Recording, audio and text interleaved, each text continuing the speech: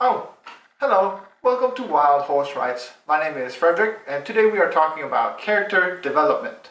Cliches versus stereotypes. A cliché is a worn-out concept which has been used in several works over a long period of time. Clichés no longer interest an audience because they have been previously exposed to the material.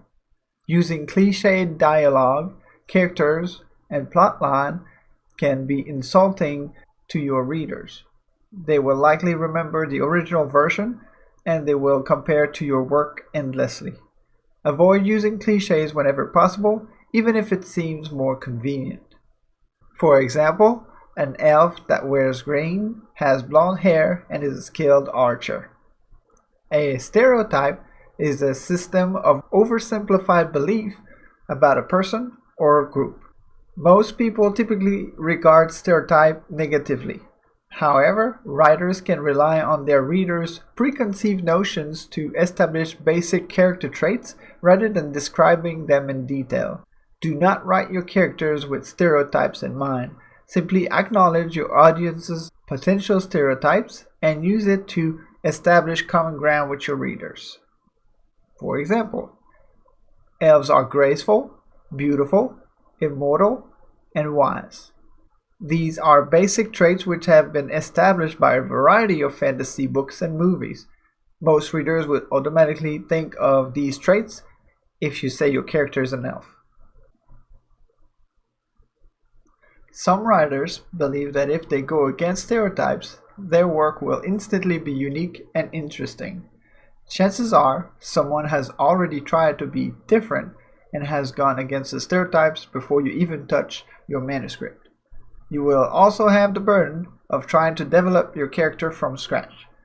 The readers won't have any established concepts to rely on, and you will have to explain every detail. If you want to make a tall dwarf who is great at singing, good with a bow, and prances through the forest gracefully, you will have a lot of explaining to do. It's better just to call them an elf and move on. Backstory. Like most of us, our characters are often a product of their life experiences. It is important to establish a character's history and backstory before you begin writing the main events of your storyline. Character motivation is often established by significant past events. Did your character grow up poor? Perhaps the reasons they work long hours in the office and neglect their family is because they don't want their family to experience the same level of poverty. All of your character's choices and decisions should be in keeping with the character's established traits and background. Someone who grew up a vegan and participated in peaceful protest would not be inclined to start a fistfight in a barbecue joint. Backstory establishes a character's experience, talents, and ability. If you know your character's capability beforehand, you won't be inclined to add random special traits or abilities whenever it is convenient in a story. Readers will find random additions unbelievable, if not laughable. Here are two methods for developing backstory. First, you can write a small short stories for each of your important characters. It doesn't have to be a work of art, it can be just a few paragraphs. If it turns out to be interesting, perhaps you can expand on it and make a separate novel or short story. Here's an example of a backstory written for George the Wood Elf. George intended to linger in Wooddale for another year or so, and then begin his winding path between the provincial towns. He had followed the same rotation for nearly 300 years, give or take the few decades in which he returned to his homeland. George's father thought very little of his occupation. Playing a lute in Elvish society was the equivalent of whittling pieces of scrap wood to the humans. Everyone could play at least one instrument, if not a dozen, and sing. Of course, every wood elf could sing, but to the humans, George was a rarity. He was the only elf who bothered to put up with them. They were dirty, uncivilized creatures with a fondness for ale and fistfights. George loved it. He was paid handsomely for his mediocre talents, often in ale and the affections of local townswomen.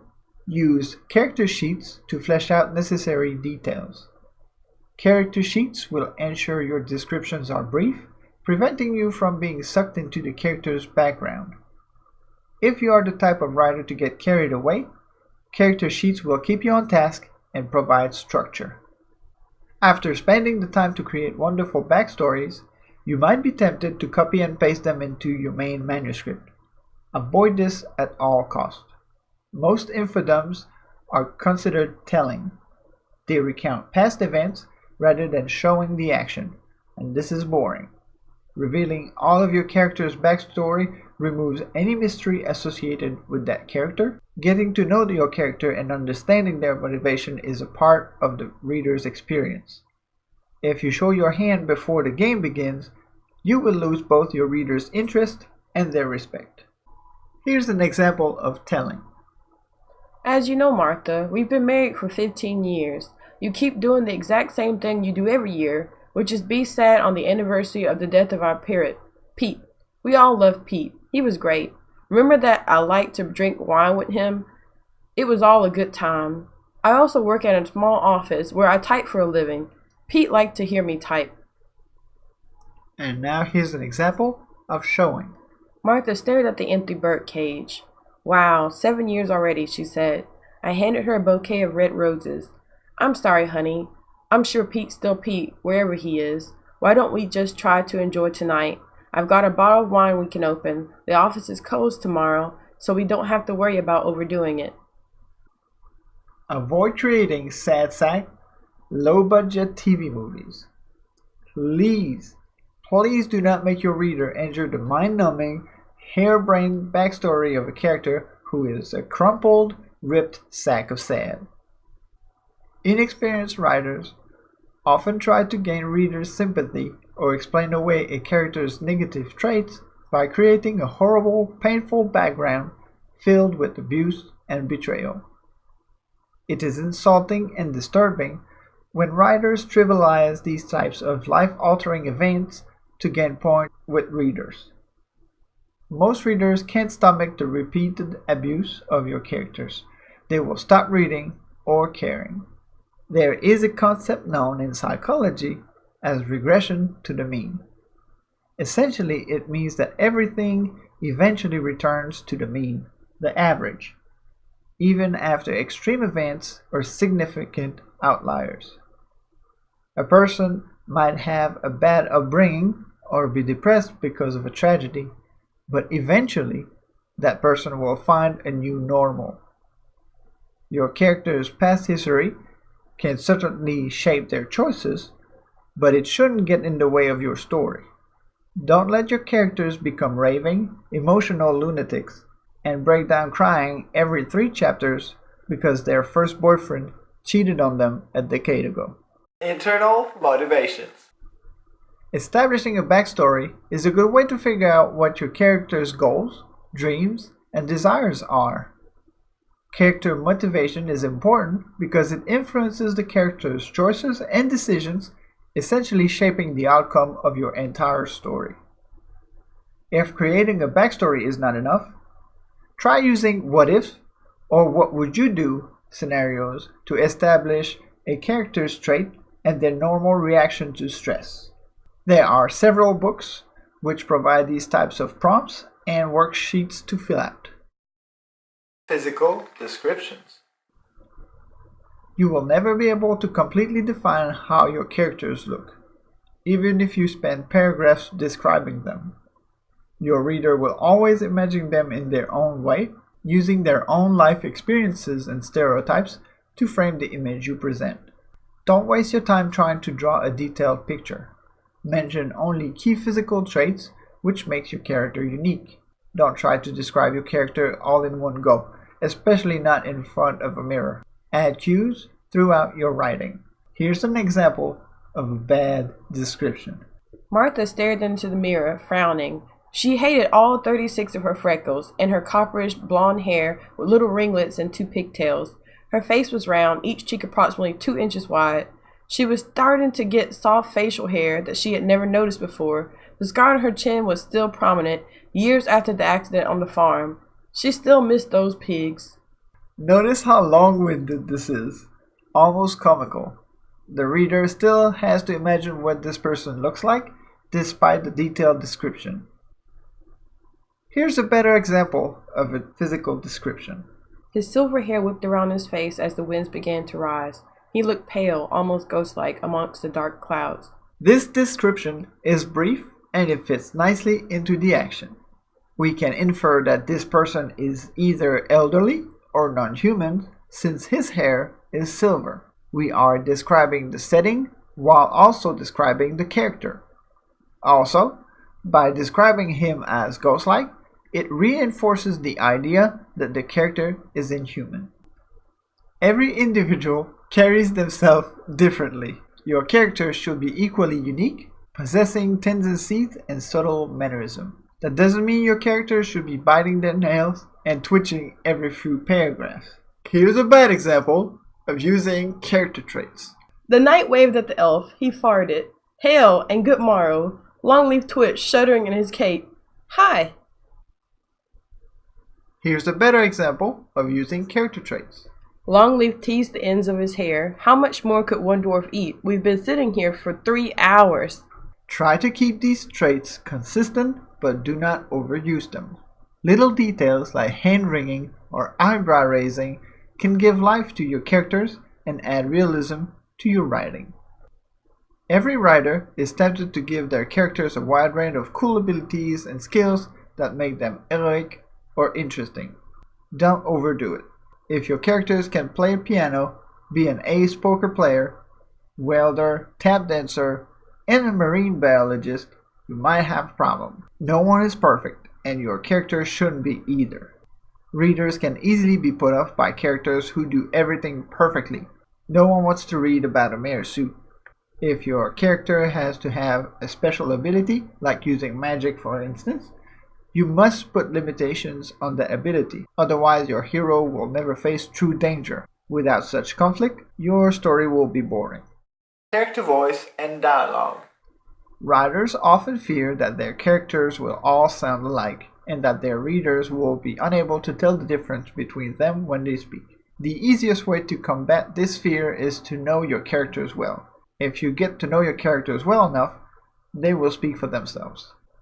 Don't try to use perfect English when writing dialogue, unless that is a characteristic of your speaker. A sailor might use contractions freely, while a lady or a princess might use a stilted speech. Speech pattern can change as the character changes. Perhaps a sailor climbs to the rank of admiral. During this transition, he will be forced to interact with nobles and government officials, and he will be expected to speak like them. If you wanted to make a character's speech unique, you can leave in elements of his rough speech and emphasize that he is merely imitating the speech patterns of his superior. Add gestures to dialogue lines to make it even more unique to the character. Perhaps you have a rogue who is constantly plotting. Perhaps he likes to stroke his chin or pause before speaking. Protagonist versus Antagonist. A protagonist is the character at the center of your story. He or she doesn't have to be a hero. They are simply the focus of the plotline and the events that unfold. For example, a 20th century adventurer who climbs Mount Everest. An antagonist is the force which opposes the protagonist. It can be a person, a thing, or even the environment itself. Like in our previous example, Mount Everest or hypothermia. A hero is someone who carries out great deeds and behaves generally in socially acceptable ways. They try to do good and stay on the straight and narrow. They have a moral code and are sometimes seen as goody two-shoes. That isn't to say that your hero cannot have flaws. Heroes often seek redemption for their past grievances. For example, a knight in shining armor whose sworn duty is to protect the princess. An anti-hero is an individual with inherent flaws which straddles the line between morality and immorality. They may go against established norms or break the rules to achieve their goals. They are often on the wrong side of the law. Their moral code is dubious and skewed, but in the end, their actions are intended for good. Though anti-heroes are typically more interesting than heroes, these characters can easily become cliched when writers attempt to make them look bad and cool. For example, a drunken vagabond warrior who works as a mercenary to protect a princess. Cast of characters. Not all characters are important. If your character has a party of friends, just for the sake of making them look social, it will only bog down the action of your story and create confusion. Keep minor characters to a minimum and don't give them unnecessary attention. Thank you for watching. If you liked our video, please like and subscribe. And if there's any topic you would like us to cover, please leave it in the comments below. Thank you.